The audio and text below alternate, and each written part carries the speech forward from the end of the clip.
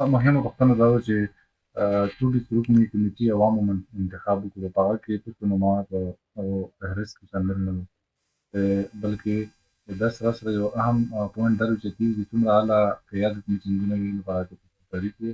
حالانکې ټولې څوکۍ کمیټې هم نه یو، بلکې په سوشل میډیا باندې د چیف سره بلکې په مختلفو میټینګ کې پکچر شیر کېږي.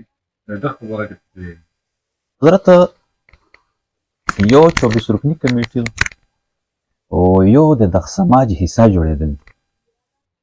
زه یو قبایلي یم، زه د ملک یو وګړی یم، زه د خپل قوم و د ولس د هغې علاقې د تیرو زه یو فرد یم، زه یوه حصه خو لرم، یو حق لرم به حیثیت فرد. تر کومه حده پورې چې اتو د سول تعلق دی، یقینا د انضمام نه بعد اصل سوال دا دی، د انضمام نه بعد کمیټې جوړول، جرګې جوړول، دغو شیانو د سره سوال نه پیدا کېږي.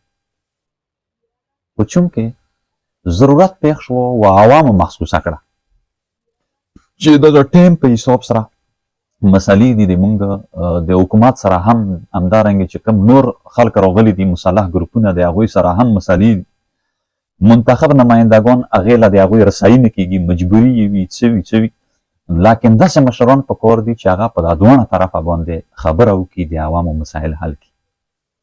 د دغه ضرورت پیش نظر زه خپله په هغه مجلس کې موجود وم، بلکې دا اعلان هم ما کړی، هغه 24 رکني کمیټې د تیرا د شپږو قومونو نه موږ منتخب کړه.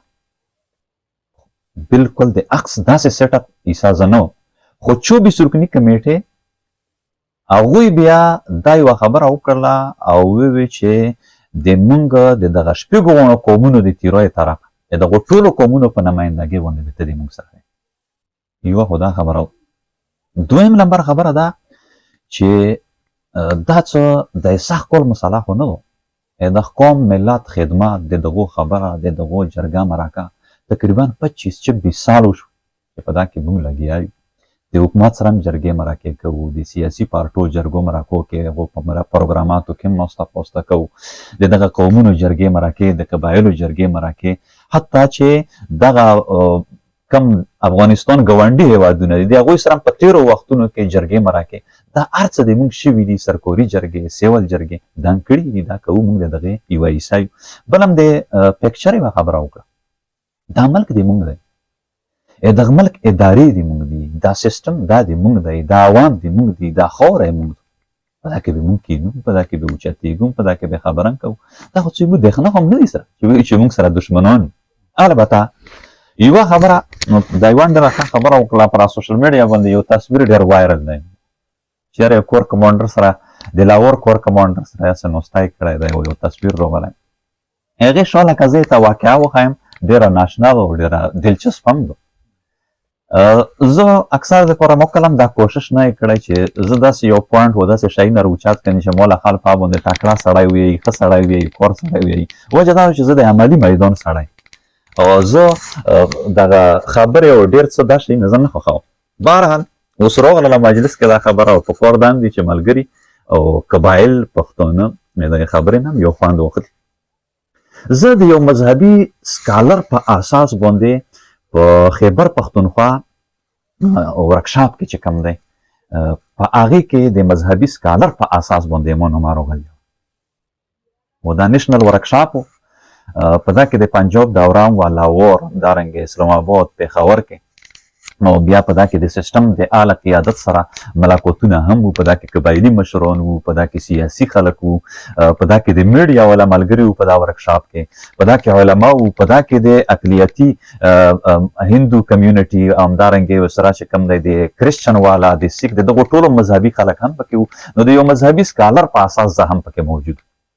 نو کور کمانډر د لاهور سره د موږ یو پروګرام و، مجلس هم و، چې کله هغه مجلس وشو نو هغوی د ټیکالې پروګرام کړی.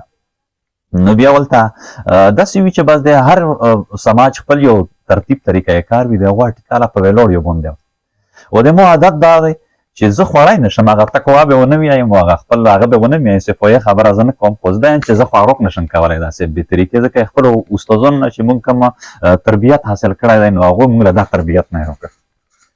نو هغه خواړوک شیونه مور واخیستل، نو په هغه چمن کې داسې یو کارپېټ غوندې غوړېدلی و. نو هغه خلک ویل ووایه نور ټول د ورکشاپ والا او زه لاړم په هغه کارپېټ باندې کېناستم او خواروک مو په نوس یې شروع کړو. نو هغه د کور کمانډر صاحب د هغه نظر شوه په ما باندې. نو سړی ور ولګېد او وویل چې مولانا صاحب له وایه چې اوچت نه شي زه ورسره کېنم.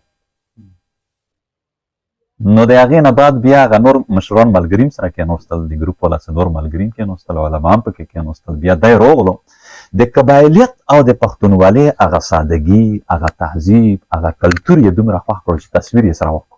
او دا بیا د پنجاب په میډیا باندې په یو مثبت انداز کې پیش کړی شو د قبایلو او د پښتنو.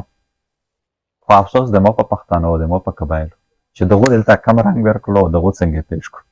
او هغه د موږ د دغه کلتور نه د قبایلیت و دغه سادګي او دغه شیانو نه متاثره شول. خو ما ولا قوم د ما ولس د ما پښتنو د ما قبایلو په اپس څنګه لاکې تا وکړه. دا موږ بدقسمتي